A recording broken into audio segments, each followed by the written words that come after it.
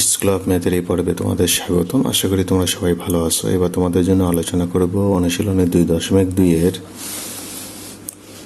6 নম্বর প্রশ্নটি। 6 নম্বর প্রশ্নে বলা হলো, ডেভিড সাময়িক পরীক্ষায় 900 নম্বরের মধ্যে 600 নম্বর পায়, সে শতকরা কত নম্বর পায় এবং মোট নম্বর এবং প্রাপ্ত নম্বরের অনুপাত বের করতে হবে।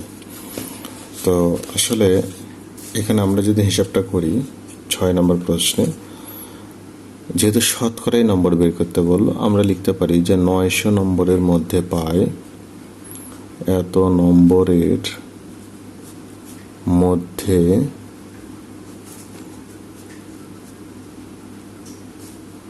পেয়েছে কত 600 নম্বর।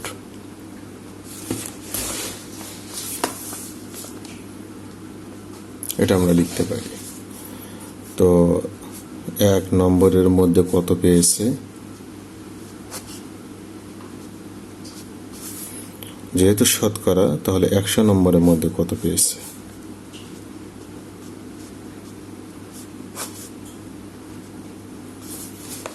আমরা যদি কাটাকাটি করি, 100 দিয়ে কাটলে 3, আচ্ছা 300 দিয়ে কাটি তাহলে ভালো হয়। 300 দিয়ে কাটলে হবে 2 আর 300 দিয়ে কাটলে হবে 3। তো উপরে থাকবে 200 আর নিচে হলো 3, এত নম্বর। এখন যেহেতু এটা অবর্গিত ভগ্নাংশ, আমরা চাইলে মিশ্রতে আনতে পারি। তো মিশ্রতে আনলে কত হবে, 3 6 18, আবার 3 6 18, 2/3, মানে 3/2, এত নম্বর। যদি ভাগ করি, দেখো 3 দিয়ে 200কে ভাগ দাও, 3 6 18 আসবে 2 0, আবার 3 6 18। তো তাহলে আমরা এখানে লিখতে পারি, অতএব নম্বর পেয়েছে কত, যেহেতু শতকরার একটা ব্যাপার, আমরা এত % লিখতে পারি। এখন বললো যে মোট নম্বর এবং প্রাপ্ত নম্বরের অনুপাত। তাহলে আমরা এখানে যদি অনুপাতে যাই, তাহলে অতএব মোট নম্বর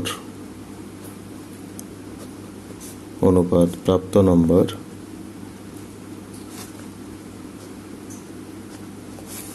তাহলে মোট নম্বর হলো 900, প্রাপ্ত নম্বর হলো 600। তো অনুপাত মানে তোমরা জানো ভগ্নাংশ, এভাবে লেখা যায়। কাটাকাটি করো, 300 দিয়ে কাটলাম 2, তাহলে উপরে 3 নিচে 2, আর ভগ্নাংশ মানেই অনুপাত, 3:2। এরপর 7 নম্বর প্রশ্নে বলল, মুসান্না বইয়ের দোকান থেকে একটা বাংলা রচনা বই 84 টাকায় ক্রয় করে, কিন্তু বইটির কাভারের মূল্য লেখা ছিল 120 টাকা। সে শতকরা কত কমিশন পেল? আমরা যখন বাজারে বই কিনতে যাই, বইয়ের দোকানে যখন যাই, তো দেখা যায় বইয়ের কাভারে যে মূল্যটা থাকে, আমরা কিন্তু সেই মূল্যে না কিনে তার চেয়ে কিছু কমে কেনার চেষ্টা করি বা কমে কিনি, এবং বইয়ের দোকানে গিয়ে বলি কত % কমিশনে বই বিক্রি হবে। এটা কিন্তু আমরা শুনে নিই। কখনো বলবে 20%, 25%, 30%, অথবা 15%। এই যে আমরা কমিশনে যেটা পাই, এই কমিশন মানে কিন্তু এখানে কমে পাওয়া, যেটা বইয়ের কাভারের মূল্য যা থাকবে তার চেয়ে আমরা কমে কত পাবো সেই হিসাবটা আমরা করি। তো এখানে আমাদের বইয়ের কাভারের মূল্য ছিল 120 টাকা, কিন্তু বইটি কেনা হলো 84 টাকায়। তার মানে আমরা কমে পেলাম, কত টাকা কমে পেলাম? 36 টাকা কমে পেলাম। তো আমরা আসলে এখানে কমিশন কত পেলাম সেটা আগে বের করে নেব। তাহলে 7 নম্বর প্রশ্নে আমরা লিখব,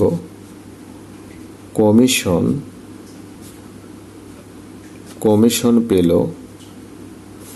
কাভারের মূল্য 120 আর কিনলো সে 84 টাকায়। তার মানে কমিশন পেল সে কত? 36 টাকা। এখন শতকরা কত কমিশন পেল আমরা সেটা বের করব। তো কাভারের মূল্য ছিল 120, সেক্ষেত্রে 120 টাকায়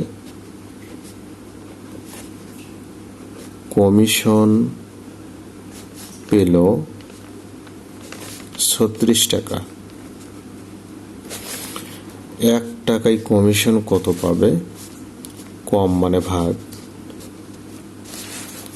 আর শতকরা যেহেতু হিসাব, 100 টাকায় কমিশন সে কত পাবে?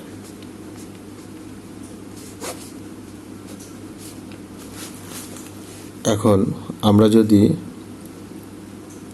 কাটাকাটি করি, তো 12 দিয়ে কাটলে 3 12 36, 12 দিয়ে কাটলে 10, 10 দিয়ে 100কে কাটলে 10, সেক্ষেত্রে আমরা 3 10-এ 30 টাকা পেলাম। তো তাহলে আমরা এখানে লিখব অতএব কমিশন পেল 30%। এবার 8 নম্বর প্রশ্ন আলোচনা করব। 8 নম্বর প্রশ্নে বলল যে শোয়েবের স্কুলে মাসিক বেতন হলো 200 টাকা, তার মা তাকে প্রতিদিন টিফিন বাবদ খরচ দেয় 20 টাকা। এই যে টিফিন বাবদ খরচ মাসিক বেতনের আসলে শতকরা কত সেটা বের করতে হবে। 8 নম্বর, তাহলে আমরা লিখব মাসিক বেতন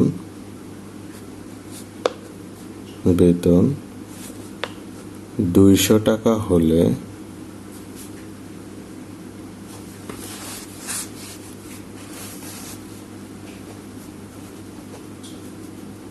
টিফিন বাবদ 20 টাকা। তাহলে মাসিক বেতন যদি 1 টাকা হয় তাহলে টিফিন বাবদ কম হবে, আর মাসিক বেতন 100 টাকা হলে টিফিন বাবদ খরচ তাহলে 100 দিয়ে কেটে দাও, 200কে কাটলে 2, 2 দিয়ে 20কে কাটলে 10, তাহলে 10 টাকা। অতএব টিফিন বাবদ খরচ 10%।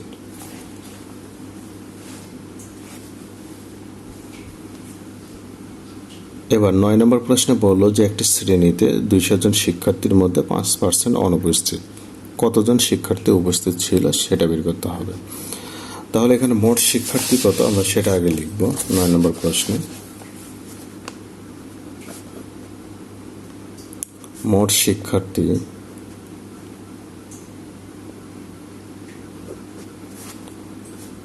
আমাদের 200 জন।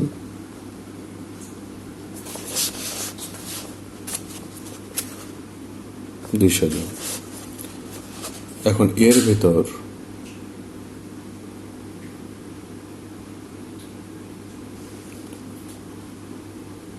অনুপস্থিত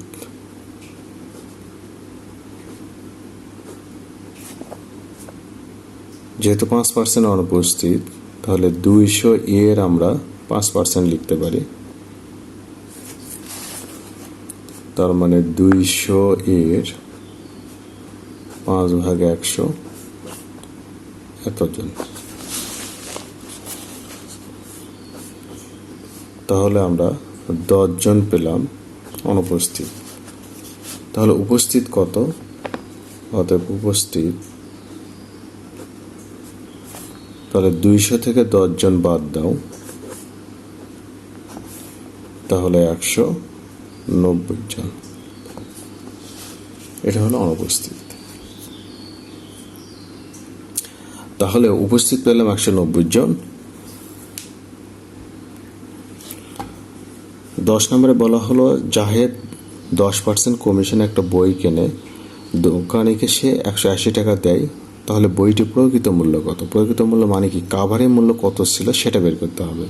এর আগের প্রশ্নে আমরা কমিশন বের করলাম, আর 10 নম্বর প্রশ্নে কমিশনটাই দেওয়া আছে, আমাদের কাভারের মূল্য বের করতে হবে। তো সেক্ষেত্রে 10 নম্বর প্রশ্নে আমরা যে কাজটি করব, আমরা লিখব 10% কমিশনে ক্রয় মূল্য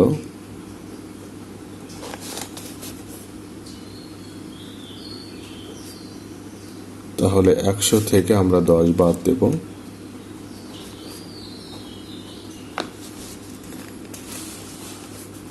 তো আমরা 90 টাকা পাবো এখানে।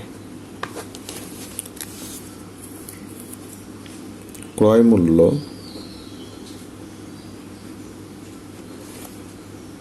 90 টাকা হলে প্রকৃত মূল্য 100 টাকা।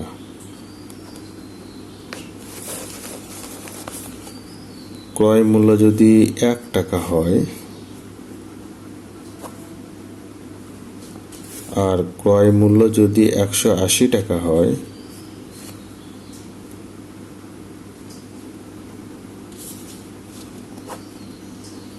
নব্বই দিয়ে কাটলে আমরা এখানে 2 পাবো, তার মানে আমরা 200 টাকা পেলাম।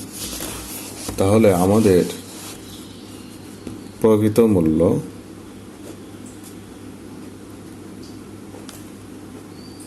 200 টাকা।